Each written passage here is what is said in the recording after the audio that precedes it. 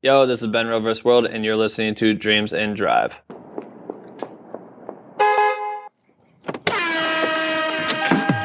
Hey, this is Raina Campbell, your Chief Dream Driver, and welcome to the No Parking Podcast, where through conversations and discussions with creatives like yourself, we'll find interesting approaches to help you take your dreams out of park, put them in drive, and ride towards success.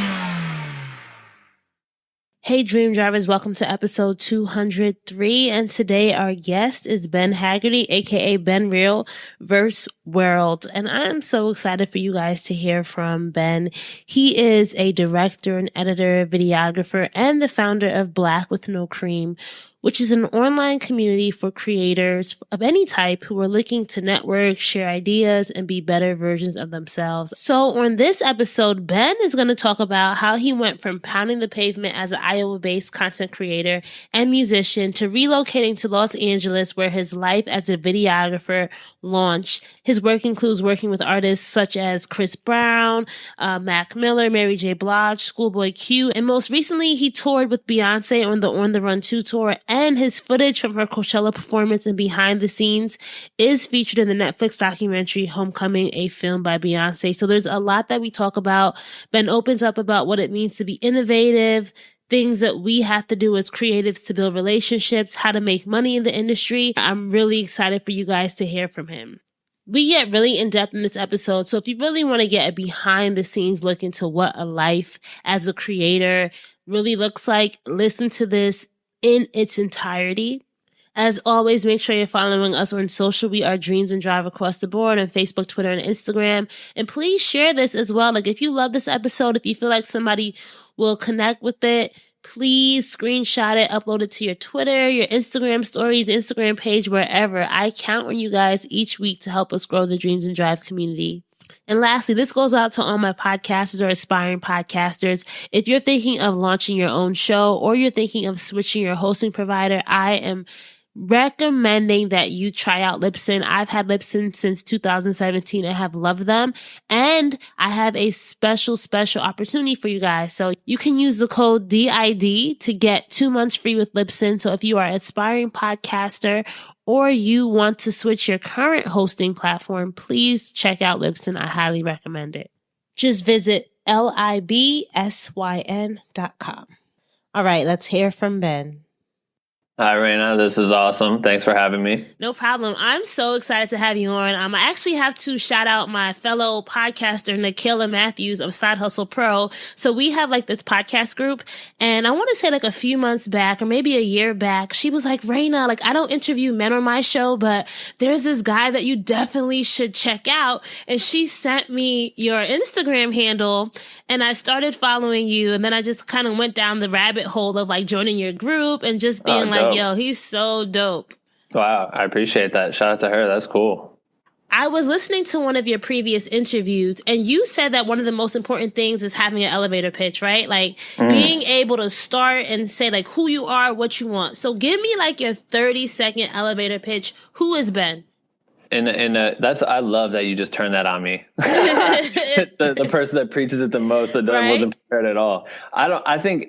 To be honest, to me, I want to be a person that leaves a mark on the world in a way that kind of tells a story. So if I can leave a timestamp at any point during my life that's monumental and can tell a story, that's the goal, whether it be a documentary, whether it's taking a photo, whatever it can be. I want to tell the story of that current moment at that time. So however I can do that the best way, that's me. So would you say your one word is like a storyteller? Absolutely. Okay, yeah. Absolutely. I like to call myself a storyteller too, because I feel like when I was a kid, I was just fascinated with reading. I used to be like the girl who would go to the library and get like 20 books. And my mom literally had to be like, Raina, you can't read and walk. So going back to childhood though, like what was inspiring you as a kid? Like what was that thing that, you know, if your mom said, Ben was always doing this or Ben was always doing that, what was that?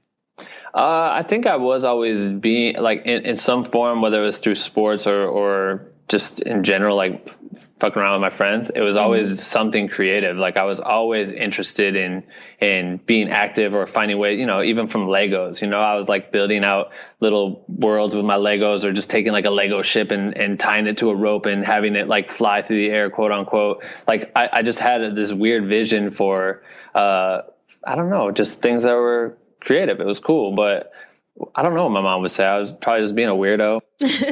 You know what I mean? Just experimenting with stuff. But I mean, me and my friends were always picking up cameras and playing with the cameras that were at our, like my parents would have a old ass video camera, or his parents did too. So like, I remember we were filming movies all the time. We thought we were making movies. We never did anything with them. And honestly, we were doing all the editing in camera. So we'd like shoot this shot, and then we knew the next shot would be this. And then we just watch it back, and then I don't know, that was just kind of it. And especially with sports too. Like I loved, especially when like it made sense to like film your sports, like watching my stuff over and over again, which I guess kind of goes into like, football teams are sitting there reviewing tapes over and over again to learn what the other team does, or how they do their moves, or how this person runs. It's like, I would do that for myself, whether it was like skateboarding or snowboarding, trying to figure out how come I'm not getting it right? Like, why can I not land that trick? And you watch it enough times and all of a sudden you're getting the trick right. I don't know. It was just like an obsession of mine. One of my obsessions when I was younger, and it's funny because I just had like my first Dreams and Drive event a few weeks ago, and one of my friends was doing like how people give little testimonials, and so she was like, Raina was always like the historian, the archivist. Like I legit, I don't know how in first grade I got my hands on Polaroids. Like I legit, like if any of my friends who I know in childhood, they're like, Raina, I need a second grade picture. I can go to my album and be like, all right, what month do you need it from? Wow. I was always that, like the girl with like the little disposable cameras. Yeah. Or my mom bought me this little pink see-through one that I used to be so obsessed with, and save my money to get the film developed and all of that. But what's interesting, being that like you're now this, I want to say in my head like really accomplished videographer. You living in LA, but you're from Iowa, right? Like, and I only say that. So I'm from New Jersey, like the New York City area. But how do you think growing up in Iowa influenced you as a creative, or like, help fuel your early dreams early on? I think the number one thing that Iowans have, and I would say Midwestern people as a whole, is just work ethic. The work ethic is like second to none. And every day I grew up watching my mom and my dad get up, take care of us, drop us off at school, make sure we got all the things we needed, went to work, clocked in. My dad was a cop. My mom was a nurse. You know what I mean? They're working full time, nonstop. My dad started a second business. It was just like, they were just hustling. You see it all the time. And then all your friends, their parents do the same thing. You know what I mean? It was like everyone had to survive. So they would work their ass off to do it and to provide for their families and stuff. So even at every job you have, it's like, if you slack off, you get fired. There's reasons why that happens. And you're just kind of taught to go ham. So, and I think also I played a lot of soccer, baseball when I was really young, and those were my sports, on top of like extreme sports is where it kind of led to later. But soccer and baseball, like Marty Metcalf, that was my coach. His son was like my age or whatever. He coached our baseball team. And I just remember he was scary, and he like really pushed us to like be on point. Like if you wore your hat backwards, it was a mistake. You know what I mean? Like he really like delivered it. Like you wanted to wear your pants rolled up so your socks were showing. Like you had to really pay the dues to baseball, and there was no slacking off. And if you did, you ran laps. And if you ran laps, he was mad, and you were terrified. So it's like you had to pay, like there was reasons why you had to go hard, but by doing that, you were a better performer. I think it's just things like that. Like you're always just getting pushed to the next level and have to work hard and be a good person. And I think that transcends really well when it comes into this world, especially in LA where everyone's a piece of shit. And really? You know what I mean? I think like everyone's got a motive, and a lot of people aren't honest. And I've ran into too many of those people out here. And so I think the thing that sticks out to me, like about me, I guess, to people is that I'm just a real person with nothing to lose, and I'm genuine, and I care about people, and I care about art, and I care about like providing. That's it. Like, what more could you ask for? Is someone that's going to show up on time, work their ass off, and get the job done no matter what it takes. Like that's what you want. And so that's just always been innate in me, I guess. What was the dream then, like growing up? What was the dream? I used to want to be a train driver when I grew up. It's funny. I used to want to be a cashier, and my mom used to get so mad. She's like, "Don't tell people that," because I just like the sound. You know how like the little Barbie cash registers. You get the toys. Yes. Yeah, my sister had one. I'm like, Mom, I want to be a cashier when I grow up, and she was like, "Girl, don't say that to anybody." In a Jamaican accent, though. Right? Yeah, that's hilarious. I don't know. I think it was. I don't think I ever understood that I would grow up. You know what I mean? That's interesting. It's weird because I remember like making music later, like this skips forward, but like in college and high school, it was like you're making music and I was touring in like little punk bands and it was like hip hop shit. And like it was a range of music that we were like involved in. I was like very heavy in the music scene within the Midwest. And I remember in college, like we were transitioning and my friends all were going to college that I was in a band with. And I knew that the only times that we'd have available to tour were like the spring breaks, the summer breaks, Christmas breaks, whatever it was, the holiday breaks. And so I was like, well, shit, I might as well go to school with them too. My parents want me to go anyway, so I kind of have to. So I was just trying to pass time while they were in school. You know what I mean? I don't know. I didn't understand why they were going to school. Like, we're going to be in bands forever. This is always going to work. We're always going to make music. Like, to me, that was it. Like, it's just as long as we're making music, our life is good. Like, that's what we need to be doing. We need to be creating and constantly creating. But I never understood of it as like, oh, we need to start getting paid for shows. The show money needs to be divvied out into 5. And we also need to be paying for, all the business expenses, all the shit. But we weren't paying, like, that didn't make sense to me back then. So I don't know if I ever understood that I would have like a goal to like do a job. I just have always said I wanted to build a platform for myself so I could have a voice. That was it. So I guess early on I didn't know what it was, but more so like the last 5 years, it was like, man, if I can get a platform, I can have a voice. And I didn't know what that even meant until now. Honestly, it's like to have Black with No Cream, to build a place for fellow creators to like have a home to go to rely on, to feel comfortable in. Like, that kind of is my thing. Like, that's what my goal is now. It's like to make that even better. Like, how can I help little me's in Iowa like succeed faster, succeed better, become better? I want to make like elite creators, There are creators all over the world. There are people with dreams all over the world. And that's why I love doing this podcast, because you're realizing that although we all are in different places, we still have like similar origin stories. You probably get it from people on your podcast, like people who have kind of like the similar type of hustle that you did when you were younger, right? Yes, nonstop. It's insane. Like, you hear, there's always so many parallels. And I know it's common, like, especially when you're like, your podcast may lean into like one specific subject. It's like you start to hear like the commonalities, but it's like, it's so crazy. Like, when I start talking to a guest on the podcast and I'm like, hey, so I'll ask one question. If they answer that, I understand their entire childhood. I'm like, oh yeah, we had the exact same childhood. We did this I know for a fact the next 4 years, I could predict what the next 4 years for you was, because you have to do that to get to this part. You know what I mean? And it's cool. It's so cool to see, like, in Black with No Cream, it's like we have this insane network of creators. Like, we're almost at 5,100 members right now. So that's really dope. But it's like 5,100 people spread out all over the world. And to me, it was even more nuts. Like, a lot of them will go on and do their own thing, like set up like a Black with No Cream meetup on their own that has nothing to do. It's not actually affiliated. It's just like Black with No Cream members meeting up with each other. And they've been doing that. Yeah. And that's cool to see. But then when I was on tour, they're asking me to do like meetups on the road, which were near impossible. Like, I couldn't ever commit to them because I'm like, dude, I have no idea if that day off is really a day off, But it was nuts being in like places like Amsterdam and being able to meet up with like, there's like 4 or 5 creators that linked up that day. And I'm like, holy shit, like 4 or 5 of these people like got together because of this thing I started. Just because they knew about me, which is nuts that I'm in Amsterdam and they know about me. I've never been to Amsterdam. And then it's like, you see them connect, and 2 of them are from Amsterdam that didn't know each other. And then immediately now, because we all linked together in real life, they now are a part of something that they were already a part of together, but now they know each other in real life.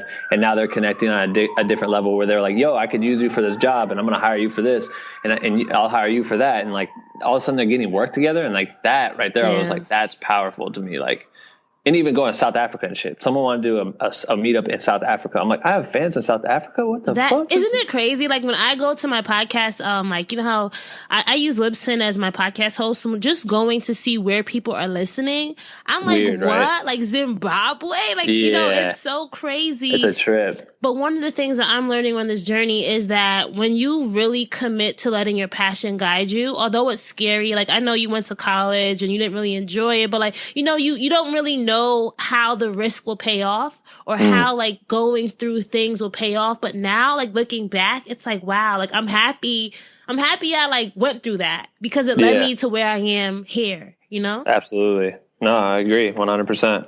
So, you know, and just doing your research, I feel like you legit need like a 5-hour podcast to tell your whole story. Yeah, man, and there's so many interesting things. Like, you know, you were into sports and then you had the band and you guys were on tour. Take us through like what was the journey like for you discovering Ben's power as a creator? Because I feel like you were a different type of creative at different points along your journey, right? That's an easy way to say it. I feel like like I said, it started with music, and music was like my obsession. I was obsessed with snowboarding and skateboarding. Like we do that shit 12, 15 hours a day by nature. You want to film yourself. Snowboarding, yeah. You can snowboard in Iowa. No, I'm just saying you would do that for 12 to 15. Like that is commitment.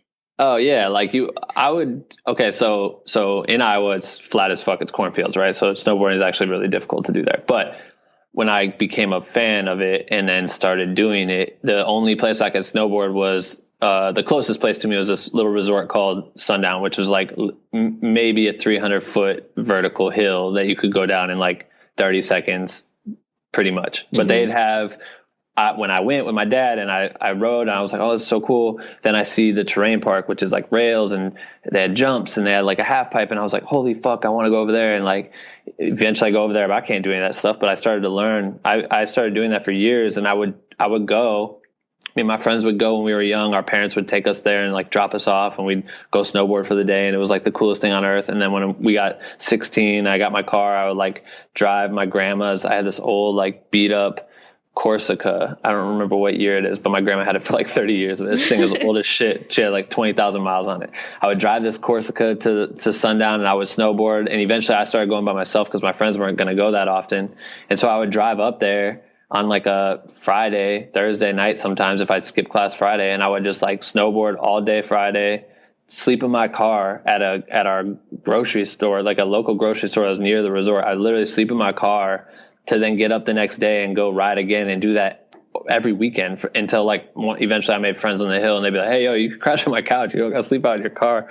But just, I don't know. I was like, I would get obsessed. And when I'm obsessed, I want to be great. And when I want to be great, it's like we would start shooting ourselves. So we'd start filming, you know, I'd film my friends who were really good, and then they'd film me, and we just trade off getting the shots, and you want to show off the trick that you're doing. And then I would go back and make little edits, and I was just How old were you at this point? It's like, you know, 16 to 19, probably. Like, I mean, by the time we could go do it by ourselves, we were 16, obviously, so we could drive because that was like the legal limit. But we were snowboarding earlier than that. It was just by the time we had the freedom of being by ourselves and like getting to go by ourselves, like I would start traveling to snowboard. And then but every other day I'm playing music with my bands, and I'm going to shows and I'm booking shows. I would put on shows. There'd be like touring artists that were coming through that would be like, you know, punk bands. It was like, we'd have shows in our town. Like our town was just like iconic in the punk scene because we'd just throw these ill shows back in the day. And so I was a promoter. I was booking shows. I was making flyers. I'm promoting shows. I'm telling people about these shows. Like, you got to come through. This band's awesome. Our band's playing. We'd start playing the shows. Like, I don't understand how to explain it except for like the obsession was so real where, you know, we would try to get as much money as we could and give it to these little touring bands that were coming through that we'd book through MySpace. But then when it turned into our turn to go on tour, I'm hitting these same people back up like, hey, we're coming to Kentucky. Like, is there any way you could put us up for one night? And like, we'll sleep on the floor. It doesn't matter. Like, we just want to play a show. If you have a basement, if you have like a AmVet center or whatever, like we'll play there. And you'd go and you'd play to like 30 people that don't know who you are. And you but know now what I mean? They like, did after, right? Now they do after hearing you, right? Yeah. After a while, it starts picking up. So like, that was our life. Like we bought a 15-passenger van. We decked it out with like a little weird ass cot thing in the back so you could put the gear underneath, but sleep on top, and like crashed it into a deer and almost died. Like, I don't know, it definitely could be a 5-hour long podcast. Cause like the obsession fueled evolution, right? Yeah, absolutely. It's, I don't know, man. It was like, I feel like all of it plays, though. It plays like a massive, massive part in what I'm doing. I think that that's a huge problem right now that I'm trying to fix in this era of newborn content creators, I guess, not newborn, born content creators, is so many kids are coming up right now seeing these ill-ass travel videographers, photographers that are going to Bali and doing dope wild shit and backflipping and flying on four-wheelers, and they're capturing the most cinematic content and all this stuff. And that's what everyone wants to be. Now they want to be YouTubers. Now they want to be Instagrammers. Now they want to be influencers. But for me, we go back to being a storyteller, it's like, you have to have stories. Like, you need to live your life to be able to have stories so you can relate and tell stories. Like, I may be shooting a video for Beyonce, and I don't know, I didn't live her life, but I could find ways to tie in my life into her life and then try to tell a story so it makes sense. So at least it feels like it's coming from an honest place. And a lot of it, storytelling wise, that takes a lot of experience, but also filming and shooting and editing. Like, I've been doing this shit for so long, like professionally, quote unquote, for like the last, if you want to call it that, like 3-4 years, whatever, technically, just because that's where I lived in LA and that's when I first started working with famous people. But I mean, I've been doing it for so long, and I think a lot of people skip that understanding that sometimes you have to practice some shit for a lot of time. Like, and if you want to get good in a lot of different areas, it's like 10,000 hours. You hear that whole work 10,000 hours, become great at something. It's like, well, if you want to be great at communication, you need to do it 10,000 hours. If you want to be great at filming, you want to do it for 10,000 hours. You want to be a great editor, 10,000 hours. It's not just 10,000 hours in total and you're a fucking content creator, No, and you have to have the experience. And I think a lot of people aren't willing to be, like, I listened to this Angie Martinez interview a while back, and she was like, you have to be willing to suck in the beginning. Like, you have to be willing to, I wouldn't say fail, but not be the best yet. And I think a lot of people, for sure.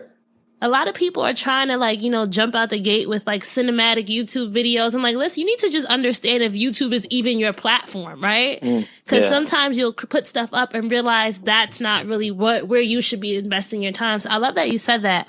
Let's talk about your first big break. Who do you say, if you had to think about, like, if you're thinking about life as a domino effect, right? What do you think, which was the domino, who was the domino that kind of led you down where you are now? Like, where you realized that you could start a life and get to LA? To get to LA, my goal, I knew I needed to be there. And at the time when I moved to LA, I was still doing music. I honestly did music all the way up until like 2 weeks before I moved to LA. I moved to LA. And my goal when I moved was like, if I can get to LA and do music or video photos, because I was also doing that shit back in Iowa. Like, eventually I was making our videos and music for like our groups, like our artists, my hip hop group and shit. Like, I would be making the videos for our music. So we're making music plus I'm making the videos. So people started knowing me for that stuff. And when I moved, I'm like, I could either do photo, video, music, whatever it is. Initially, that was always the goal, was just to build a platform. I'm like, if I could just have something, like if I could just be as big as blah, blah, blah, blah, blah, I could do something great. And when I moved to LA, it happened to be video. Like, I just happened to get into video photo versus music. My friend was working on a Chris Brown documentary, and he's the director of the film, and he just invited me to come through and check it out. Next thing you know, I'm like assisting him by default, like by just showing up every day. And long story short, I ended up becoming like the co-editor of the entire movie. Wow. Which was crazy. But to get there, to leave Iowa, I knew I had it in me because we started affiliating ourselves with things that were bigger than what I had in Iowa, right? Like, when we were making music and playing music, I was opening up for every artist like that was coming through the Midwest. Basically, we'd open for them. I've opened up for J. Cole. I've opened up for Machine Gun Kelly. Wait, what was your band's name? It was called Schooled. So the whole idea was that everyone gets schooled in life. So we call ourselves Schooled Life. And it was just me and another dude. We'd rap. We had a DJ. We had a full band. I was fucking rapping my ass off. We play every show. That's so crazy. I mean, in a good way, right? Like that. It is hilarious, but it's funny now looking back on it because we were doing some dope shit. We were mad ahead of the curve. We just didn't get the home run that we needed at the time, but it was close, and it became hard to like commit to the idea of leaving, right? For all of us, me and my creative homies, like I have a massive squad of friends that are back home that we just made shit all the time. We were either in the studio in my friends' basements or whatever. Like we would do whatever it took to like make music and be creative. And I just was like, yo, we got to leave. We got to leave here. We can't be in Iowa anymore. I just know we got to be in LA. Like we got to go to LA. That's where it's going to make the most sense for us. And it was hard for everyone to be able to commit to that. Like money wise, like my other homie had his dad passed away and he was in Africa, and it was like a really tough time. Like he had to provide for his family, all this stuff where no one could really afford to leave. But I knew it had to happen. Like we had waited so long, and I waited to go with so many people. I'm like, I gotta go. And if I can go, I can build a platform. Whoever else keeps working, like I can put people on.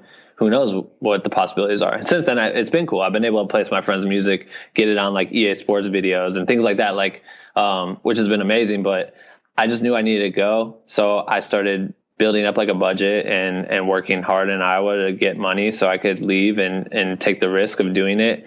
And I don't know, I think when I got to LA, it was just like, hey, can you come work on this Chris Brown film? And all of a sudden I'm in there every day.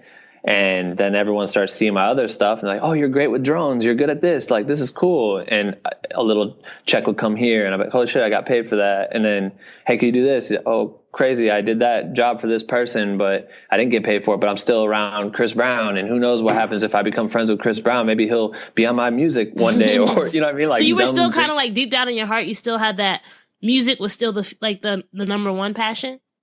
It's always been even to me. Like, okay. I just am obsessed with, like, you know, I'm making music, but I'm obsessed with watching videos. Like it was all about the videos. It was all about the music compiling with the videos. And then I think what I realized was my experience in music my whole life really laid into how I create my content for artists and helps me relate to artists. Like I was just about to say that, because I feel like as a musician, you have to understand the creative process. So when you're working and when you're filming another artist, you can kind of connect with them knowing that, like, you get what I'm saying here. No, right? I like an example is I was editing my homie Andrew. Shout out to Andrew, but Andrew's not a musician. And when we be editing with Chris Brown, Chris comes in and likes to edit his music videos. He knows exactly what he sees. Like if really, he's so he's that like he's really that involved. So hands on. This dude's mad. It's so crazy. His creativity is so crazy. But he'll be in the edit. Yeah. So we'll shoot a whole video and then turn around. We'll be in the edit bay with him for 9 hours straight and just sitting down. And when I first sat in, like obviously I wasn't editing it with him. He eventually started editing his music videos, but I was watching my homie Andrew sitting there with Chris, and Chris would be sitting there like, no, you need to cut it on this downbeat or blah, blah, blah, blah, blah. He'd say something like hit the hook or whatever. Like he just made like random music related comments. And then I see Andrew kind of scrubbing through the timeline, which is like 3.5 minutes of music. And he's trying to find that part that he's talking about. And I didn't know my place. I was brand new. So I'm sitting there like, I knew exactly where to go. And I'm watching Andrew struggle to find it. And Chris is looking at him like, come on, man, find the thing. Like, you know, you should know what I'm talking about. Like, because this is English to me. Like, you should be able to speak English like me. And I'm like, no, and not everyone speaks music. You know what I mean? So then when I started working with Chris, it would be really easy to understand what his needs were, what he wanted to, and relay it, or then do something that would impress him because it was music oriented, or, you know what I mean? So it just made it easier to do a lot and be able to speak the language of an artist. And honestly, when I started working with like Schoolboy Q and like Chris, Mary J. Blige, like I'm sitting there thinking, like, how would, if I was performing right now, what kind of content would I want for the gram? Or what could, you know what I mean? Or how could I make a video that would be powerful with this within the situation? Like I would try to think like them, like what would they want? What would impress me if I was an artist, someone was shooting for me, you know? And being that I've done it, or being that I know what it feels like to crowd surf or something like that. Those are pinnacle moments. So you want to find ways to capture those in the most creative way. So it was like, I got really good at that shit. So it just became easy to talk to artists. And I don't know, I've just been in it for so long. It's just been easy to live in the world where I can just show up and, you know what I mean? Like, just, it's easy, You know what's crazy? Because I'm thinking of, like, as you were talking, I'm just thinking of, like, the word that came to mind was motion, right? Like, you were a snowboarder, you know how to move. Music is all about like motion, wavelengths, like, all that stuff. And then videographies too is like sight is motion, right? It's like your eyes are moving around. So that's all connected. And it's interesting how you were able to find a place in order to make that all connect, right? Because let's say you were snowboarding only, you wouldn't have been able to put the other parts in that too. So it's so interesting. I want to talk to you about Schoolboy Q because I feel like that also was another pivotal point along your journey. Real quick though, out of everything you experienced with Schoolboy Q, going on tour with him, making all the dope content, the series for him, which we'll link in the show notes, what do you think was like the biggest lesson you learned coming off of that tour? What about what it meant for your future? Like, how did Schoolboy Q affect how you saw your career evolving past then? I mean, the best part was the ability for me to be fully creative, and Q just allow me to do what I do. He, a lot of times you come in and work for a brand of artists, whatever it is, and they'll have all their people, and their people have opinions, and everyone's trying to like put constraints on what you do. And Q, the beauty of it was that the way I got connected with Q was through my homie Musa. Musa is Top's son. Top is the owner of Top Dog Entertainment. So Musa found me at South by Southwest years before and told me like he wanted me to work with their artists, and it never happened. And long story short, it did come to life. And then I went on tour with Q. But what was cool was like, they didn't have the money, right? They didn't really have the money to spend on it, or didn't see the value in what I would do on this tour because they had never had someone like me.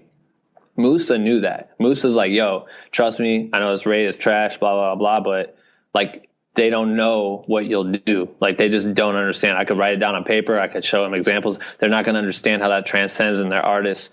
And so what was cool was that I had to take the L on getting the check.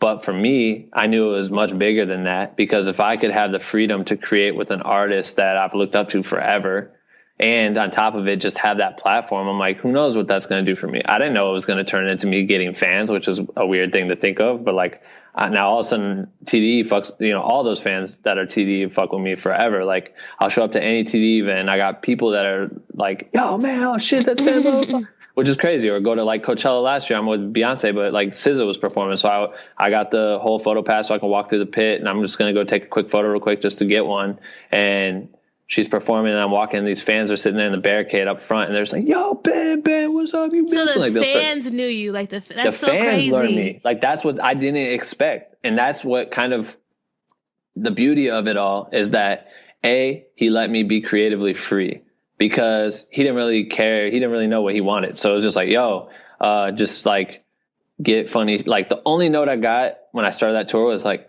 film the homies because they're funny. And just, that's the only note. And I'm like, okay, so who are the homies? Like, I had to learn who everyone was real quick. Were and you figure intimidated by that?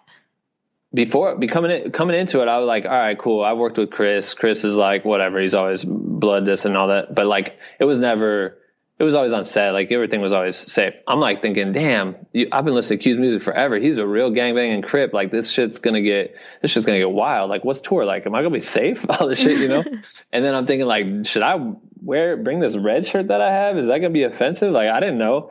But then I get on the tour and I realize everyone's so dope. Like, everybody is so fucking tight on that tour. Our bus was the shit. Like, all those dudes were fucking brothers. It was like the best tour. But it was intimidating coming in not knowing anybody and having to try to prove myself right away, because until I prove myself, I'm just a fucking kid with a camera that no one knows why I'm there. They don't know that I just did 2 years working on this Chris Brown documentary and Mary J. Blige. Actually I didn't have Mary J. Blige at that time yet, but you had some stain. They didn't know about it though, right? Yeah, totally. So I had to show them why I was tight. But I remember they were like hitting me. The management was hitting me like, hey, we need the first video. Like, when can we see the first video? And I was making like what they are now today, like these episodic pieces throughout the whole tour. But when they're asking me this, the tour literally started with me flying to Detroit. We had one show in Detroit. We drove up to Canada, played one show in Canada, flew to New York, stayed in New York for like 6 days or something. Like we had 6 days off. It was like some random amount of time.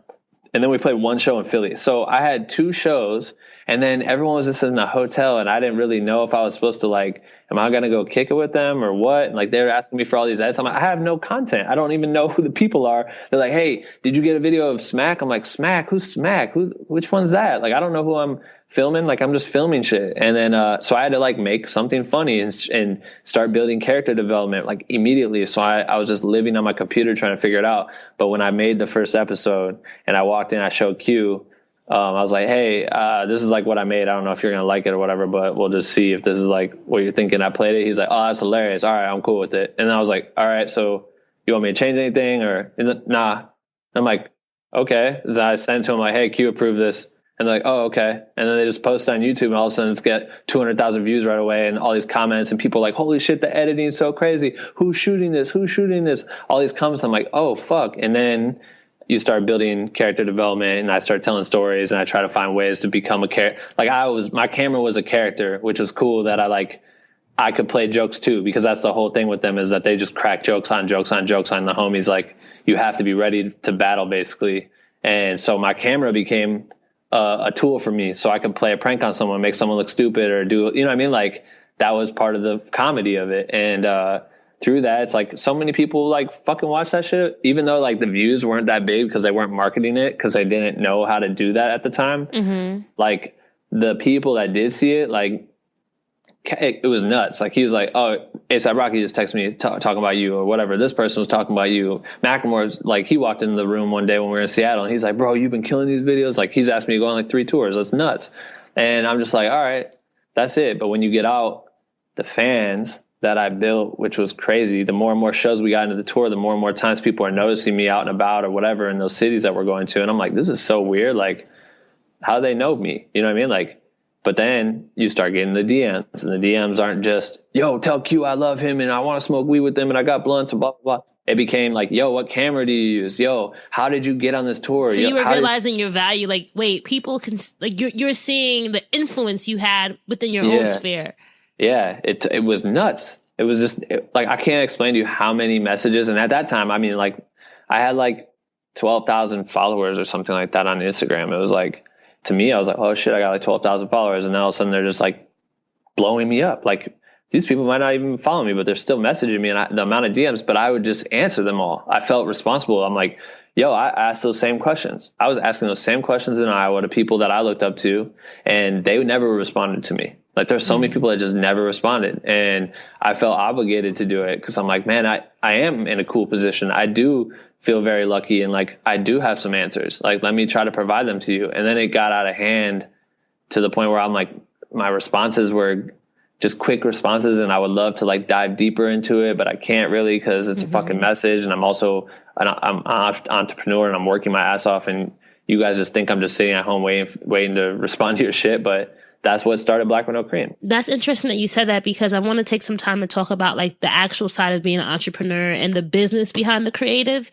because I feel like that's something that some creators, you either can sink or swim in this part of the business. So like, what were you learning about the business side, and how do you, I guess you want to make a living, right? Like, you're not just doing this stuff because you're passionate about it, but at the same time, you need to live. What are some concrete things you could tell our listeners about, like, if you're creative, make sure you have this stuff in line? I mean, I struggled with it because I didn't know what I was doing. Everything was always so random. I learn as I go. And I think that, you know, having a business, it's like, you want to be on top of your shit, and you can use that as leverage to try to get more money. Like, I think that that's what's always interesting, is the conversation of like, hey, this artist asked me to go on tour with them. How much should I charge? It's not how much should you charge. It's how much are you worth, and how much do you need to survive? And also, what is the opportunity in general? Like, what does that mean to you? For me, I was making so much bread. Like, before I went on Q's tour, it finally started happening. Like, I was broke as shit, living on a fucking air mattress for 15, 16 months.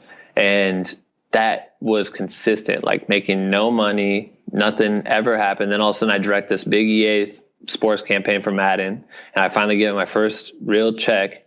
and I got a studio apartment. I moved off the couch to a studio apartment that was furnished. Still, the shit wasn't mine. I finally got it. And then that became consistent where all of a sudden I'm doing all these jobs and I'm starting to make really good money every week. And I'm like, oh shit, like I'm making like this much money every week. And then they hit me with this tour, which I've been wanting to do. That's the reason, one of the main reasons I moved out to LA was to do this tour, but it didn't come for like almost 2 years after I moved out. What? And I'm like, wow. Yeah. So I'm like, do I do this now and take the L on the check? Because it was like, to me, I understood the opportunity and all I needed was one, to be able to showcase what I'm valuable or what I'm capable of doing. That's it. That's my value. Just give me one, let me stunt, and then I can use that to gain whatever I want in the future. To me, it was worth it to take an L I needed to make enough money to like at least make rent and all this shit, whatever I have bills to pay. So I needed at least that, a little bit on top, but it wasn't much. Like I wasn't making that much money. Like but you were surviving. I was surviving enough, but it wasn't like I was walking away like I'm rich. I work with rich rappers, blah, blah, blah. That wasn't my reality. But to me, the reality was I was rich in the connections that I built and the way that I was able to transition that tour to work for me. And this goes back to like, even when I was making music, I remember thinking, I'd have these conversations all the time where I'd be like, damn, if we got big enough to get a tour bus, we shouldn't do it. We should still fucking thug it out in the van because that's an extra like $3,000 a day that we could be saving towards our money. Like, why would we spend it on a tour bus just to be bougie and have a bunk? Mm-hmm. Now I know why I would like it, because we get old and that fucking shit sitting in the van. It's not cool. No, tour buses are dope. But I've always thought like, okay, if we open, like when we open up for J. Cole played my university. It was like this 7,000 person venue. It did not do that well. It was like actually promoted very terribly. But I remember being like, how do we convert every J. Cole fan into a Schooled fan? Like, how do we make them love us? Like, let's have a band. Let's try to make like exciting things happen. Let's try to hand out like LED sticks or random shit that makes a mark on what our performance was. But on top of it, we're like, let's stand by the doors when people leave or when they're waiting outside in line. Let's walk around, and we bought these like stamps that had our Twitter handle and Instagram, like at School Life. And so we'd walk around, we'd be like, yo, let us see your hand. And we'd pop, and we'd stamp, and we were like, hey, you need to have a stamp to get into the show. Yeah, you need to have a stamp to get in the show. Boom, we'd stamp them, boom. And so then we're like getting everyone to see that shit. And the idea is just like, cool, what if we got like 100 new fans that are from our own town that don't know about us? But then the next show that we do, that's our show, and we promote it on our socials, they'll see it. They're going to come to those shows. Like, I've always thought like that. So you have to find ways to make those situations work well for you and then make money in the long run. On the J. Cole show, we had to pay to play that show. That was like the first time and only time we ever had to pay to play a show. The other time. What? So you had to pay J. Cole's team to be part of their tour? The promoter hit us up. And I've always wanted to work with them because they'd book all the ill shows. They were booking Wiz Khalifa when Wiz Khalifa was the shit. They booked everybody in the cities over next. And then they got this job, and they're like, hey, we want you to be the opener. And we're like, oh my God, this is crazy. And they're like, yeah, but you gotta pay us to play. And I'm like, well, couldn't we just sell tickets? Like, we would actually sell and make you more money than us paying. I don't remember what it was. Like, pay like $300 to play or some dumb shit. I'm like, give us those $30 tickets, and I guarantee you I'll sell 1,000 tomorrow. Like, I'll have 1,000 J. Cole tickets sold. And our street skills were crazy, and they didn't want to do it. And so what we did was, all right, fuck, we got to pay this dude $300, $500, whatever it was. But then we booked an after party show at a bar that we go to every night, and they had us just literally stand up on the bar and play, and they paid us like $600. So we made $100 that night.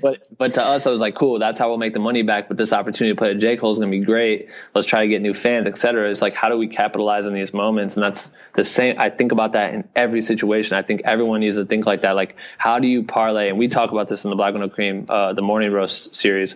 We talk about like how to turn one job into three.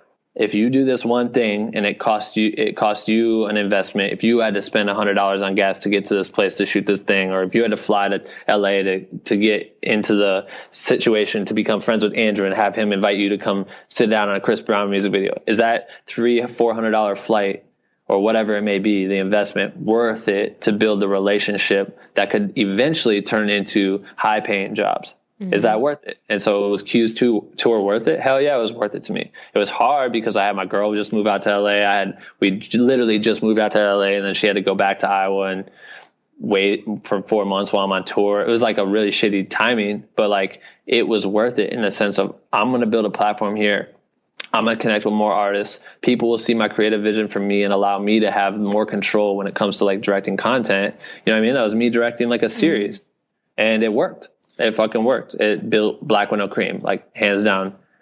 There was 1,000 people I led into the group at first, and they were all people that saw my Q shit. I did a fucking feature documentary that was premiered all over the world in theaters. Like I went to the movie theaters in LA and watched my movie play there. It played in the movie theater in my hometown, and I built a little bit of a fan base, whatever, like something so major. But then I go and work with an artist that has social ability, and all of a sudden I have these new fans that are finding me very quickly. And I'm like, damn, I got to put them in a space because they're asking all the right questions, but sometimes they're asking the exact same questions. I'm like, what if one person asked this question and another guru could answer it?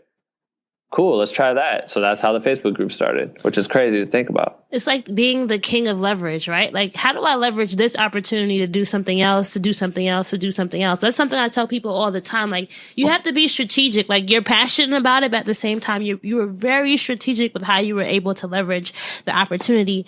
Talking about that, though, I think a lot of us who are creators, like, we're always trying to figure out, like, how do we actually grow our brands? How do we leverage what we do have into something bigger? Can you give me an example of a time you were able to leverage, like, a piece of content and how you were able to like use that to grow your fan base? So two quick examples. I mean, just off top, but like there's just an example of how I would be able like to find new creatives that should join Black with No Cream, right? Like I'll post like, especially in this last year, it's all work with Beyonce or whatever. So it's like a lot of Beehive fans and Jay fans and shit, but like the creators are there. And so like I posted this one shot that I got of the dancers. It was just like this ill ass shot. The bone breakers, these dudes are like double jointed in their shoulders. They can do the most wildest like dance moves and look like really crazy. But a fan sent me a video of me filming it. And so I posted the before and after just because I thought it was dope. But in my caption, I was like, yo, if you're a creator and you want to like become great or some shit, whatever it was, I was like, just shoot me a message. And my whole goal was, or if you want my 2 cents or something, I can't remember what it was. It was just me to offer advice. And then I just drafted up like a quick response that was like, yo, to be honest, like the best advice I could give you is hours of advice on my podcast and a private community that you can thrive in. Right. Like that's yes. Right. So it was as simple as like making that auto response. And then they hit me and I had it as like a shortcut key, which all I had to do was like hit L or something and L would pop it up. And I had like hundreds and hundreds of messages that I was just a bop, bop, bop, bop, bop, bop. And no one spends time doing this shit. Like a majority of my friends that are in the creative industry that are killing it are not talking to their fans that are obsessed with them, that want to be like them and all this shit. They're not talking to them. I talk to every single person. Like the dude that executive produces all the Black with No Cream shit, like he's with me every day. He's like, you're fucking crazy for talking to these people like that much. Like you really respond to every single message. Like I wish Instagram would tell you how many messages are in my DMs, because it's got to be like over 50,000. And I literally would talk to every single person in depth. Like, it's not overwhelming though. Like, do you think you'll ever stop? Well, now it's getting. I'm not even big on Instagram. Like 60,000 is cool as fuck to me. You have influence, though. I think that's the biggest thing. Like people think that follower counts really matter. It doesn't matter if you don't really have any type of influence, right? Exactly. No, 100%. And that's the thing. It's so niche, and they all pay attention. So like I don't know. It's kind of like known that I'm available to speak to. It's always funny when I respond to someone on Instagram, like, oh my God, you responded. Like, well, or people repost that you responded and you're like, wait, you like, you know, it creeps me out sometimes, but it's also kind of cool. I'm like, all right, that's crazy. But that's the stuff where I realize I'm like, okay, this is cool. And this is picking up steam. And if I do respond to all these people, eventually it's like now, like, especially on tour, like, the viewership is so high and they're like so reactive, and all of a sudden I'll post something, and before I try to comment on every response in like my feed post, but then all of a sudden you have like 600-700 responses. I'm like, fuck, I actually get Instagram stops me when I try to heart them all, like just to show these people I saw their comment, and it'll stop me like after like 200. It's like, okay, this must be a spam thing that you're doing. I'm like, nah. Where do you think there's room to innovate in this industry? Like, where do you think creatives who are trying to get in can really innovate, but at the same time make money? I think it's providing value for others, right? Mm-hmm. Especially in this game where everyone wants to be their own creative. Like, if you could start a YouTube channel and just blow up for being you, do it. If you can become a Casey Neistat or whoever you want to call it, go do that. That's sick. But even Casey, if you know him, worked for other people. His whole story is that he developed a TV series and produced, directed, and it was about him. He starred in it for HBO, and he worked for the man, and he hated it. And that's what pushed him to start his own YouTube channel, to have his own platform so he can make his own movies without a million producers giving their 2 cents and having them do edits and all this bullshit and having it taken so long to come out. But that's you have to really work hard to get there. And I think that if you're in the business of creating for artists, creating for brands, you really have to find ways to provide value to them and be on your toes to switch it up. I've always just been really good at seeing what's next and trying to include it in what we do. For example, Chris Brown, when we were doing his music video series for the Royalty album, we did 8 music videos for that album. 8, which is a shit ton. And we had, like, the first 2 was when I first started working there, so I wasn't that involved, but I did behind the scenes of that. And I was like, oh, that's cool. And then the last 6, I was very involved. I was shooting behind the scenes. I was doing, like, I ended up co-editing a lot of that shit with him and Andrew. Like, I was very hands-on. And I remember hearing Chris talk about how he wanted to do, just because he was brainstorming about the next video shoot that we were going to do. He's like, I want to have this. It's like a rig called the Snorri Cam. So the Snorri Cam is like a vest that you wear. You've seen the look before, but it's a vest you wear that has like a rod that comes out of like your stomach, but it comes up and you can put a camera there. So it's shooting you in first person view. So when you move to the right, it moves to the right. And it's kind of like, they use it in a lot of movies where people look drunk or something, where it's like you look trippy and it just like the camera's moving to your movements. It's kind of wild. And he's like, I want to have a Snorri Cam. I want to walk around my house. I want to look like I'm fucked up and like in some trance or something like that was his idea for this party scene. And when he said it, I had just seen this brand DJI that I use a lot of their gear. They just released this new camera called the DJI Osmo, which a lot of people now use these with their cell. Like, you can put your cell phone on it. It's like the handheld gimbal. But it just was announced. It wasn't even available to buy. And I remember seeing that and be like, holy shit, this is going to change the game. This thing's so crazy, blah, blah, blah.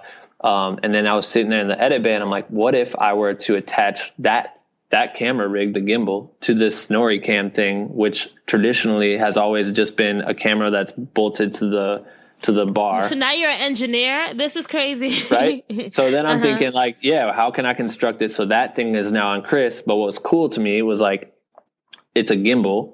Do you know anything about gimbals? Gimbals are the ones like you hold them and like it's kind of like a stabilizer, right? It's exactly, gimbals are stabilizers. So like it had a camera on a gimbal that could wirelessly be controlled by your phone. So I could like tilt and pan the camera. I could do a 360 with I could look all the way around, right? Mm-hmm. So I'm thinking, no one's ever put a gimbal on a Snorri Cam. It's always just been a locked off, rugged look. It's like very like Private Ryan rough, you know what I mean? Like rough.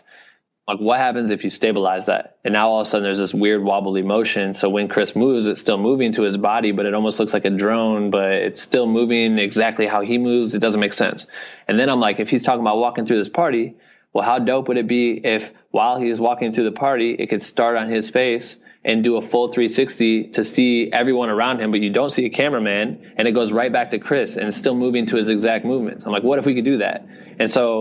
And there's like a time and place. I know people, you're like, this is the company's artist that they're working with, and maybe I shouldn't pitch things or whatever. But I was like, I know he'd probably like that. And I had just hit up DJI one day before and got a response from them. And I was like, hey, I'm doing all this BTS. I would love to use it on the set, blah, blah, blah, blah, blah. Could I get it? And they responded and they were like, oh, that sounds cool. Like, we would like to get you a test model. Like, maybe we could do it. They literally sent me that 2 hours before I heard Chris say this, came up with the idea. Everyone broke for lunch. Chris is just sitting there on his phone in the edit bay with me. I'm just sitting there. I'm like, yo, you know how you want to do that thing? What if we did this? And I was like, explaining to him, it's this new piece of technology. No one's ever done this. It could look really cool. And Chris is like, that's exactly what I'm talking about. That's what Chris Brown videos are always like. It's innovative. Like, I want that shit. Like, we got to get that. I'm like, oh shit. And then I did it. I got the thing. I worked with the art department. We built a rig. Chris wore like this fucking. Which song was this? Picture Me Rolling. If you look it up, it's like there's like little cutaways where he's walking through. There's one cutaway that's like classic, and it's Chris, and it's like him with the boys, and he's sitting there kind of like looking like crazy, like, whoa, shit. And then you whip around, it's a 180, and you see a girl twerking on him, and then it comes back, and it's on his face, and it looks like he's just getting like bumped back by this girl's butt, and it's like the illest shot because it's just like whoop whoop, and you're like, how the fuck did they do that? But he loved it, and then that built a big relationship for me and Chris. Chris then looked at me like an artist, you know what I mean? Like I was working for a company, so to him it's like I'm paying a company to do the job, like it's gonna get done no matter what. And I was always like, man, if Chris could just see me for my art, like we could really become friends. I think like he could really relate to me, like he would respect me no different than he respects like an artist that's gonna go paint on a wall. And I'm like, that means more to me than anything. Like I would rather him know me for my shit versus just knowing that something got done and that's just cool, but it's not artistic to him for some reason, you know? Oh, I love that you said that, because that's something that I often like, I'm kind of struggling with when it comes to, so I also write, but you know, like I love producing my podcast, and I love that it's attached to kind of like how you have Black with No Cream, like how it's attached to something that you're building. But I know that there is a benefit to, let's say, writing for another platform or working for another platform. But what always gets me is like the credit part, right? Like when people share it and they credit the platform, but I'm like, but wait, do you know there was a writer who actually wrote those words? Like, how do you deal with juggling the opportunity or getting the credit for it? Like, what, like, does it matter to you, or like, how do you deal I mean, with that? That's our livelihood. Like, you know, if people see that this person did this, then they're probably going to get booked for it by someone else that wants that exact same thing. You know, like that's how you get paid. And I think like I've learned how to negotiate that now, but at the time I didn't really understand it. So it was like, oh, it's cool when this happens, but you know, the one company gets tagged for it, and that's cool because the company is the one that supplied the job, and that's it. Unless you come in and say contractually, if I do this job, I need to be credited for XYZ, then they're not obligated to do that shit. Like it's their company. Like they're going to promote their company however they want to. Like I think the respectable thing to do, and I see a lot of my friends that are creators are sharing, oh, hey, just check out this new music video. And then there's just this mad list of credits. And it's just as many people that you can credit and tag. Some people don't have Instagram, but you see a whole crew tagged in the description. It's cool because it's like you really gave them the shout out that they deserve or whatever. That's dope. And I think that goes a long way for a lot of people that work their ass off.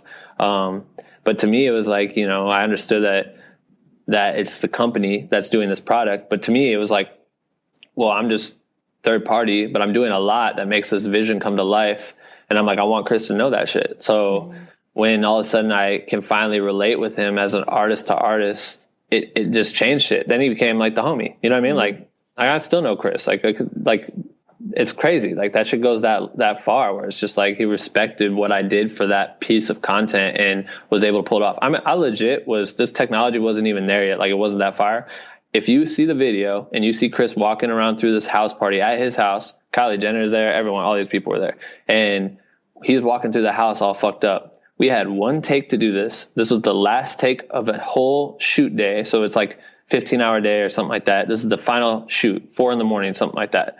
Everyone's tired. Everyone's cranky. Chris just wants to get his video done. But he really wanted the shot. So he's like, all right, we're going to do this camera thing. He's like, everyone get out of the house that's not in the party scene. He kicks out the entire production. Wow. Everyone gets put out of the house. So it's just me, Chris, and this entire house of... 37 million views. I'm trying to watch it on YouTube now. Wow. Yeah. Okay. And so it's like, so the only way it works for me to control the camera is if I'm within like 3 feet of the camera, which doesn't work because the whole idea is that the camera should be able to move around and do 360s. So what I literally had to do was I was crouched down, like army crawling, basically, like a fucking chick. What are those things called? Like a little fucking duck or whatever. You know what I'm talking about? Like a little chicken or some shit, like walking really funny. But I was literally crouched down on my knees, controlling this camera with my cell phone, literally like at Chris's hip, like I'm glued to his hip walking. So when he'd turn, I'd have to turn. When we're walking through, I'm like pushing people out of the way, but I'm like controlling this camera, and I had one take at it, and I was like nervous as shit. Like, fuck, I hope this doesn't disconnect. I hope this works. I hope I get you know what I mean? Everything I'm hoping it happens. Cause I'm like, if not, he's going to be pissed cause he's going to have to do it again. It's going to take time. It's like, it's such a pain in the ass. And it worked. I killed it. And he fucking tripped. And then that just built a relationship, and that'll go so far. You know what I mean? Like, if I truly do need something from him, it's like it's there, you know, but it takes a while to develop those things. And I think it's super crucial to be able to develop those things. But a lot of times you have to, if you have the opportunity to build that relationship with the client for them to truly respect your vision, allow you to do what you want to do creatively, that's a win. It takes a lot to get there. Like you have to, like I still am working underneath a brand. Like I work for a brand, like I work for Disney, and I just edited a Disney World commercial, and I'm like, this is crazy. And they had me come in for me. And even though they had me come in for me and the people loved it, the people at the top were like, oh, this is great, but this section right here, I feel like we need to do this. And they'll suggest some corny ass, like, you know what I mean? Like some corny ass. You have to do it because it's like, yeah, I've learned to like just accept it and try to go 50-50. Like if it goes 100 and 0 and I'm the one on the 0 side, then it's worth fighting for your creative vision. You know what I mean? But if you can do 50-50 and like everyone's happy, you know what I mean? Like you meet a happy medium, that's a win. Like it's not always going to be up to you, like what the final product looks like. You just have to be willing to do it. So I'd say give everything that you can, but also be not totally selfish when it comes to creating content, because you got to work as a team. For sure. Like almost all the time, unless you're a concert photographer, if you're a photographer that you do you and your look is you, like you got to work with the team. You got to bend to the team, you know? So we have to talk about this because I know all my Beehive fans will probably get mad at me for not asking you about the Beyonce experience. But how did that come about? Yeah, like first, how did that come about? And then I have a really specific question I want to ask you about. So a friend of mine, she suggested, so she works for Free Enjoy, which is a production company out here in LA. I think they've worked with Parkway, which is Beyonce's company. They've worked with them several times. So I guess they were just kind of looking for someone like me, essentially like shooter, editor, creative, whatever, can come up with, create content on the fly, whatever, document and do stuff like that. And this dude, Nate, suggested me. Nate didn't know me, but Tara, his assistant, she did. So she suggested me, showed him some of my Schoolboy Q videos. Okay. See how the one turns into multiple jobs. So she shows him a Schoolboy Q video, and I guess they sent it off and somehow they liked it and had me come in. And then it was kind of like a trial thing, like just see if we vibe with the team and create content. And this was during Coachella rehearsal. So I just started doing what I do, capturing and trying to like make moments and things like that. And they ended up liking me. And I guess long story short, because it was a long time frame, it was basically like I was documenting the road to Coachella, which obviously now you can see on Netflix. Congrats. That's so thank dope. Thank you very much. It was not just me though. There was a great video team. Like there was multiple, like there's a lot of I'm just giving you parts. Your congrats. Thank you. Appreciate it. But while doing that, she ended up seeing this shot that I got. I was like filling in for the Steadicam person or whatever. And because they booked the crew. There's like, we swapped out our camera guys with their camera guys, or Coachella's camera guys. So our guys came in fresh and like understood the show and knew how to shoot it. And so I was filling in for the Steadicam guy, and she saw one of the shots that I got and just tripped. She like thought it was super cool and was like, she told you directly, like, this is dope. Yeah. It was like in a meeting, and I was like, oh shit. And then, yeah, she like watched, like, it was just crazy. It was just like a crazy experience. But long story short, I ended up becoming the Steadicam guy instead. Like they had me with a different type of gear. So this is me being innovative and being so obsessed with gimbals and things like that. I'm using a new gimbal that I was able to like captivate the show in a unique way. And then all of a sudden I'm swapping it out.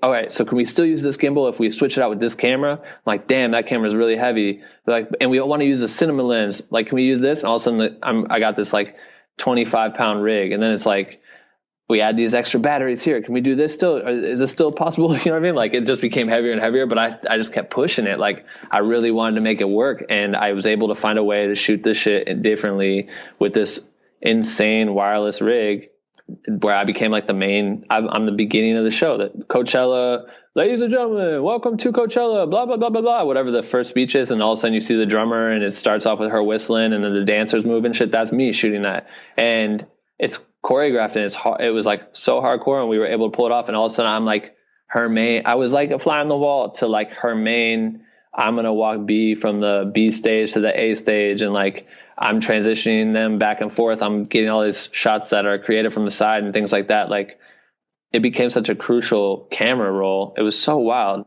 Yeah. Then they ended up liking me, and, or whatever. I just put in hard work for, however long we worked. And then they invited me on the tour, which was nuts. Was there ever some constructive criticism that you got on tour with Beyonce that you had to kind of like, it took you aback, but you learned from it? I think that we pushed there with tour. Mm-hmm. What was cool was that we created these moments that were shareable, right? Like, so on Beyonce.com, if you went after a show, you would see all the photos that the photographers took, which were amazing. And then there would be a mix of our like quote unquote gifts, right? So we started calling them gifts. I guess they were gifts. We'd make these little micro moments, selects from the show that were just like so empowering, right? Whether it was like slow motion and like there's just motion on behind, be on the stage, you see the crowd, you see the fire, whatever it was.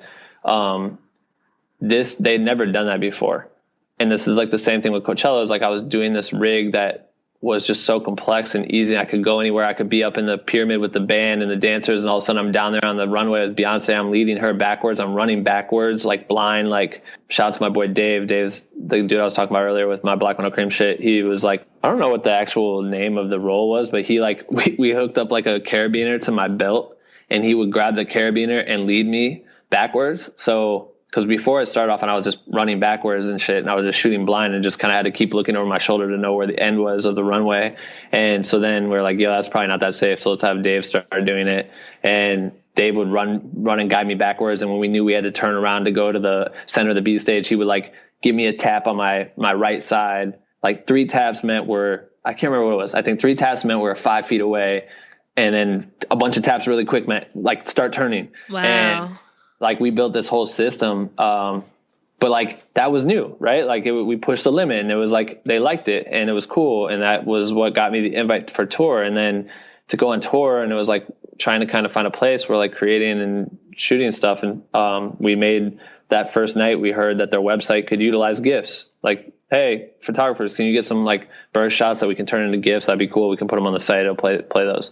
Me and Dave heard that. We're like, oh wait, what? So we like whipped up some GIFs, quote unquote, as examples of like what we can make from video. I'm like, well, we can export these with that same file type and upload it to the site, and it could be really cool. And we made like 30, posted it, and B loved them.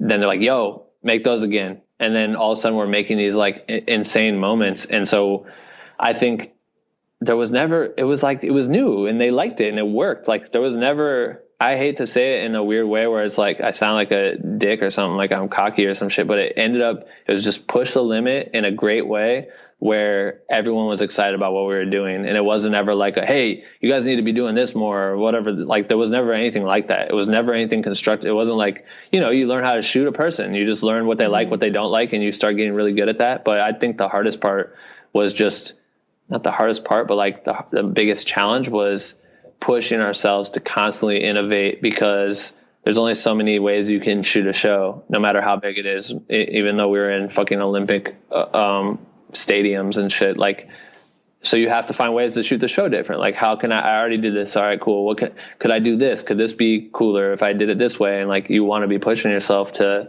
change it up. So I think the fuel was me. Like I always wanted to push myself to go harder. And there's days where you're just whooped. Like you just shot for a show and then flew to wherever, and then you get to the hotel and you're tired, but you still need to edit again, and you're editing, and then were you shooting and editing? Yeah. Wow. Like we'd have to make those moments. And then on top of it, we'd make like other stuff and like test ideas and make like little things, and like some stuff comes out, some doesn't come out. And towards the end of the tour, a lot of them, all of a sudden we're doing like recaps. So then I'd be editing recap videos. And how did you keep balance? Like, it just seems like this lifestyle can get pretty overwhelming. Like, how do you make sure that you're taking care of you? I don't really know the answer. I think this goes back to me having drive, right? Like from Iowa, it's like, I always want to push myself, and I'm willing to do it. Anytime I'm in a music video or something, it's like all of a sudden a 16-hour day, that's a long time, right? Like if you're on a 16-hour day music video and you have to do 2 or 3 of those in a row, there's like something crazy that takes over where you just want to create it. Like this is your chance to pull it off. So like, oh man, I need to clock out after 8 hours or whatever. Like I want to go home and I need to eat and go to sleep. It's like, no, that doesn't even become a thing. It's like, it's not reality. Like when you're working on tour or you're on a music video or doing whatever, working with a client, it's like life isn't real anymore. Like it's that job and whatever it takes to get that job done.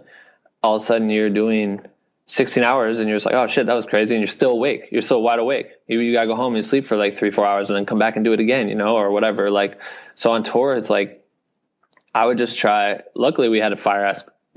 Sometimes catering was fire, but we had a fire ass juice bar. And I never really drank juice before, but it became so regular. Like I was like, all right, cool. I'm going to do a juice, you know, whenever we first get to the venue, and then try to do a juice again before dinner, and just try to get any vegetables in me and like eat whatever we can eat chicken wise and stuff like that. And like Dave like got me hyped about working out again, and any chance we weren't great at it on tour. It was like really hard to even get into the gym because you're so whooped from everything else. But like I would try to get in the gym, and like if we could, we would, and try to like stay fit. And even though we were like running around stadiums every night, like that shit was intense. Like, I don't know. It was like, just try to find a health balance and walk away or do something for you. Or like we would go out and like, we'd be like, all right, cool. We're in Barcelona. Like, let's go to the beach. And the team just seems so dope. Like between the dancers and everybody behind the scenes, like the crew seems so dope. Yeah, that was what was cool, is that like they liked us because we got cool content. I mean, they liked us because we're cool people, but they liked us because we were getting fire content of them. So that was the easy way to like build the relationship, was like, oh, hey guys, you guys like this? And they'd be like, oh my God, this is fucking insane, like blah, blah, blah. So then all of a sudden you start a group chat just to feed them content and like, hey, here's some new stuff. I got you guys tonight, whatever. Cool. Then it's like, hey, yo, we're going to be at this party. Like they booked us a table and got us bottles. You want to come to that? Of course. And then all of a sudden we're just like, we're the homies with everyone. And like that shit was so fun, because then you got to experience so much shit that I would never get to experience if I went there by myself as a tourist. You know what I mean? Like you just don't. So, and so many of these people on tour have toured the world over and over and over again, that they know places, they have friends in these places. It just opens up this whole new world. So like that shit, like it was funny because like that would be our way to reset our brain, would be to like go experience something in a new place, or go out, or go do whatever, go to like some rager club thing and just be in a weird place in Germany or whatever, like all these random things. But we'd still be out till like 4 a.m. and then you come back and you sleep for like 3 hours, and you get up and you have to go to the venue and hop on the bus and then go edit, and like you'd still be tired. So it was like dumb, because it wasn't like we were taking the time to like sleep that night, like the day off night. We just use it to get experiences. But that was like fire, because it was like, at least we get to see the world and get to experience the world. Like the last time I went on tour with Q, we were in all these same places I went with B&J, but I didn't really get to experience any of it because we played a show every single night. B&J's thing was like every 3 nights. You know what I mean? The stage is huge. They gotta build that shit. Like, so we'd have days off, and Q's tour was like, we're here, boom, play a show, hop on the bus, 16-hour drive, boom, we're at the next place, get out, shower, get in the venue, keep editing from what you were doing the night before, shoot the show, do it all over again, repeat. Like, I didn't get to see anything like at all. I saw Switzerland. That was like the one place I was excited to see. And I saw like the mountain view and flew my drone for like 20 minutes and then had to go back to the venue, you know? This podcast is called Dreams and Drive, and I, interview creators about what like really fuels their mission, and thinking about what you're creating with Black with No Cream, Ben. What keeps you going? Like, what's the vision, or what are you trying to build with Black with No Cream? I think my main goal right now, it's an educational platform. Like, it's a place to come. It's actually like a I don't know the word that you would use for it, but it's like, it's got a multi-option. Like, you can come here to potentially get job opportunities. You can come here to potentially learn anything you'd ever want, or you can come here for resources. You come here for friendship. You can build community. That house is so important to build and keep the walls up, right? Yep.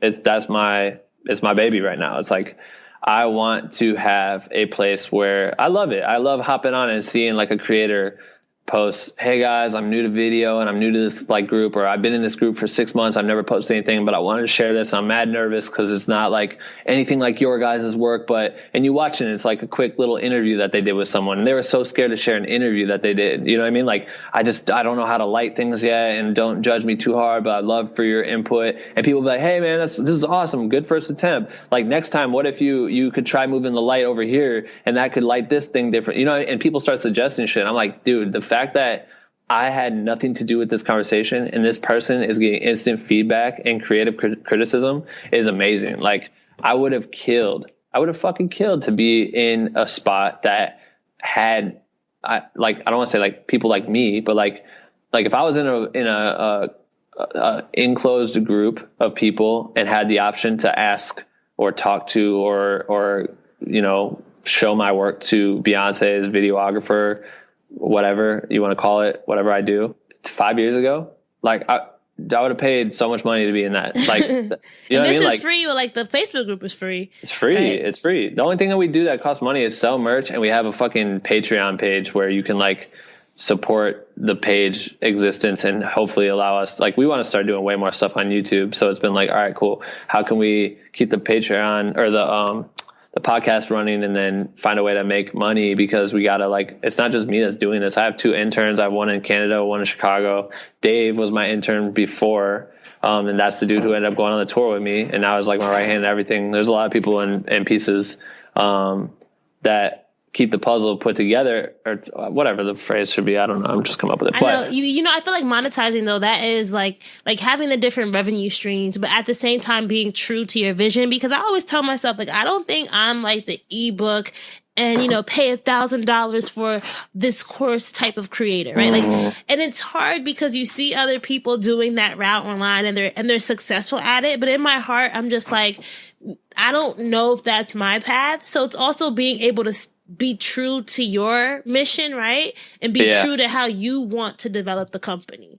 Mm-hmm. And I think I agree with you. And I've always said, like, I want this Facebook community thing to just be free forever. I'm like, I was also, even though I say I would pay any amount of money, I also was in the point where I was like, I probably wouldn't have, because I couldn't afford it, right? Like, I couldn't afford, most of us as creators are broke. You come out here and try to live your life in LA, you're going to be broke as fuck, like I was for years.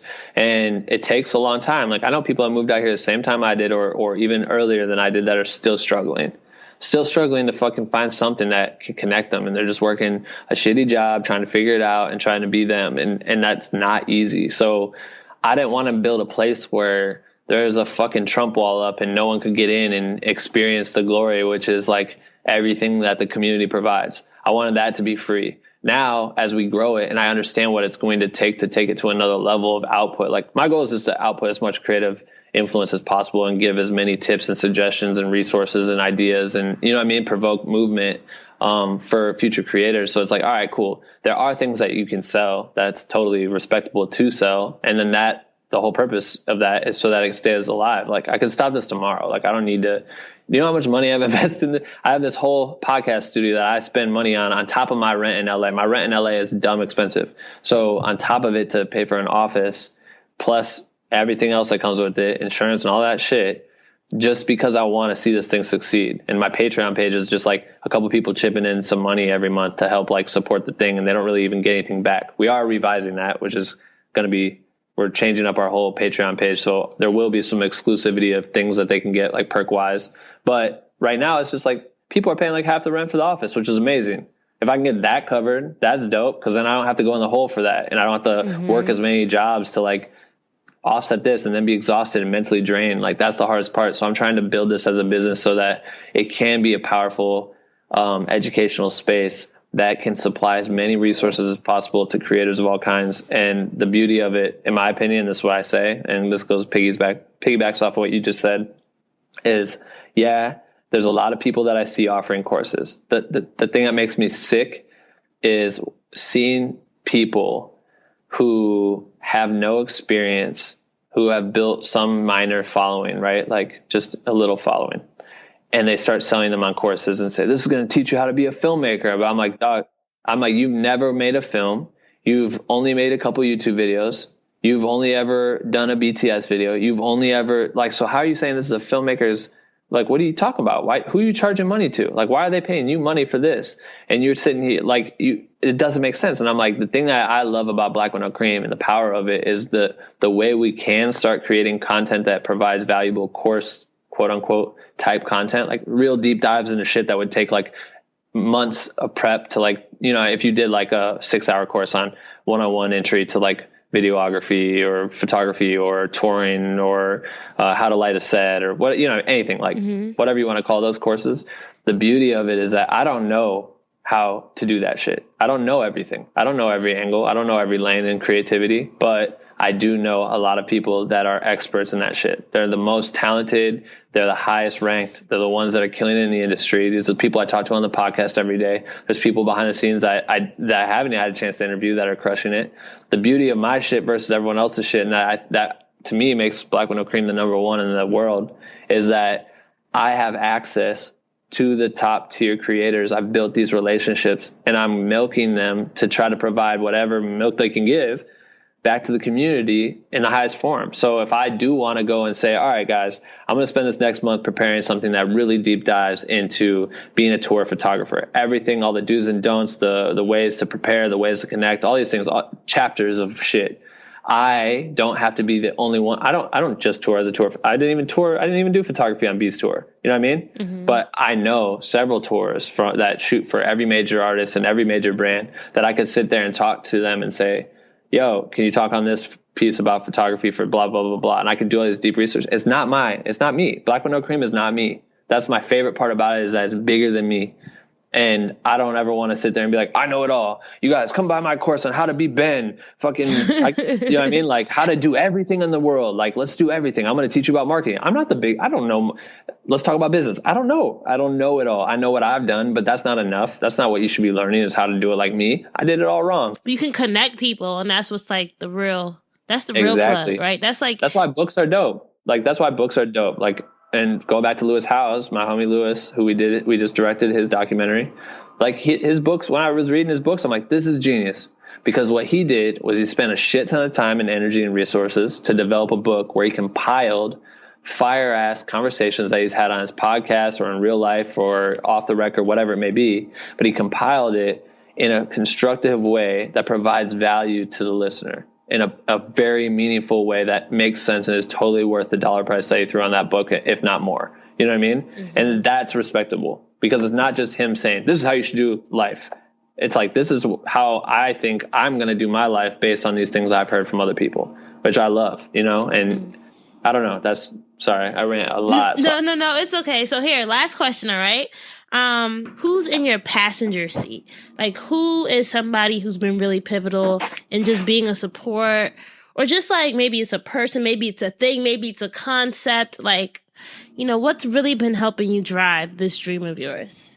I mean, hands down, my girl, Lauren, she didn't want any of this shit. She didn't want LA. She's from a smaller town than me, if you can believe it. But her town has one stoplight, Dyke, Iowa. It's the smallest town ever. But she didn't plan on moving to LA. You know, she didn't plan on any of this, but she's been supporting me from the jump. And she's definitely been right there with me and pushes me and makes me think different. And then I also have to figure out how to balance real life and not just be a fucking obsessed person with creating every day. I have to live a life. So she did that. I think if I had the, what's that show called with Fez and that 70s show, if I had that car, I would say my initial, my group of friends from the jump, it ranges, and it's crazy because I just have this dumb Rolodex of best friends.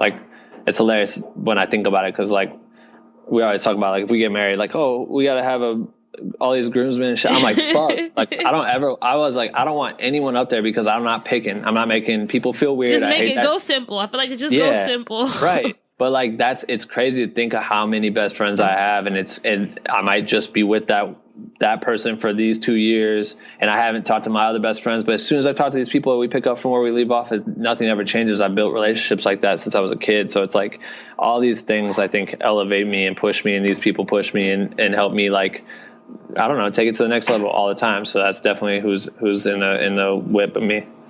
So where can our dream drivers find you online, Ben, if they want to connect with you, if they want to join your community, if they want to see all your dope work? All my personal shit is on Instagram, obviously. Just Ben Real Verse World. You can find that on Twitter too, if you want to see me type thoughts.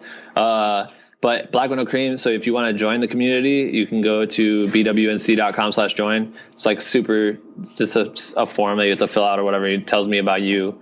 And then we add you into the group. But then we have the podcast. So if you just go YouTube, iTunes, whatever you listen to podcasts on, Black with No Cream podcast, it's there. I don't know, if you're a creator and you're listening to this and you want all of the keys, we got them. It's on the podcast. I talked to these people. There's so many hours. I mean, you did 200 episodes. That's fucking nuts. Like, I'm only at I think we're at 82. So we haven't even hit 100, but goddamn, that's a lot of work. It is. So let's go to our lightning round real quick. So I'm just going to ask you a few quick questions. I want you to just tell me the first thing that comes to mind. Okay. So, I'm going to be giving you the prompts like a gear shift in a car. And I want you to just tell me the first words that come to mind. Okay. When you hear the word park. Damn it, this is hard. And I know you gave me these two, and it's okay. Like, just the first thing. Like, I love where people think of, like, people minds go anywhere. So first word, when you hear the word park, what you think of? Get out. All right. Reverse. Look back. Neutral. Chilling. Drive. Fast. All right. And if you want to be a dream driver, you have to have your keys to success. So, Ben, can you tell me 3 things that you think every dream driver needs in their car before they hit the road? 1, the mentality of being a good person and wanting to work hard for what you care about. Mm-hmm. Okay.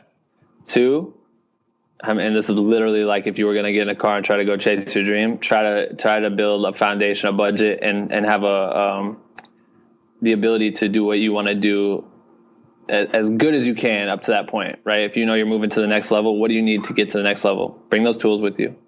And then 3, I would say always be a student.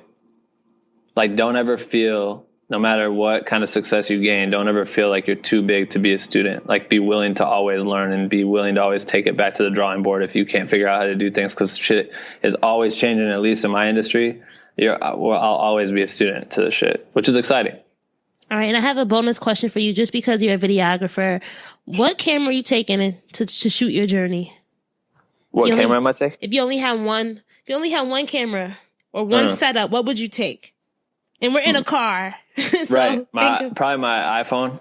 Okay. And that's simple, right? Yeah. I think people think too big. Like, they think they need to have some dumb big camera, and I'm with cameras. Like, they're all different tools, but a lot of us feel like we can't start until we get the right gear and shit. And that's not true, because you have it in your pocket every day. So, I mean, I film so much shit on my phone. You don't even understand. Thank you so much, Ben. This has been such a pleasure. And I'm just so excited for our listeners to just reflect on your story. And I know we could have talked even more. So just thank you once again. No, thank you for having me, Raina. This was dope. Dreams and Drive. This is tight. All right, so that's a wrap for our episode with Ben. I hope you enjoyed hearing his dream driving journey as well as his keys to success. If you love this episode, you know what to do. Please share it with a friend, share it with your community. You can find us online. We are Dreams and Drive across the board on Facebook, Twitter, and Instagram. I love seeing when you guys are reposting where you're listening to the podcast to your Instagram stories, especially. It's a great way for people to check out new content. You can also post to Twitter, Facebook, wherever you are tuned in with other people. It can even be text message or an email. Send this to one person this week. That's my ask to you guys. I don't ask much, but please continue to share the podcast. As always, show notes are available at dreamsanddrive.com. Just click on episode 203 to get all the behind the scenes stuff that we have there for Ben's episode. And remember, guys, if you're listening to this on Apple Podcasts, Spotify, SoundCloud, TuneIn, Stitcher, iHeartRadio, Google Podcasts, wherever, please make sure that you are subscribed. Subscribe so that you get notifications every time we have a new episode. And if you're listening in exclusively on Apple Podcasts, please make sure you leave a review. Those reviews definitely help us get higher rankings. They help new people find us. Dream drivers, I'm counting on you. Please leave a review. If you want to be on Dreams and Drive, if you think you'll be a dope guest for our fall episodes, please submit your pitch to dreamsanddrive.com/pitch. I do read them all. I don't always get to respond to everybody, but it is good to at least have your information there, because you never know how your story might be a great fit for an upcoming episode. As always, keep dreaming, keep driving, and next week we are going to be speaking to Pinky Cole, who is the founder of the new vegan revolution, Slutty Vegan. Bye, guys.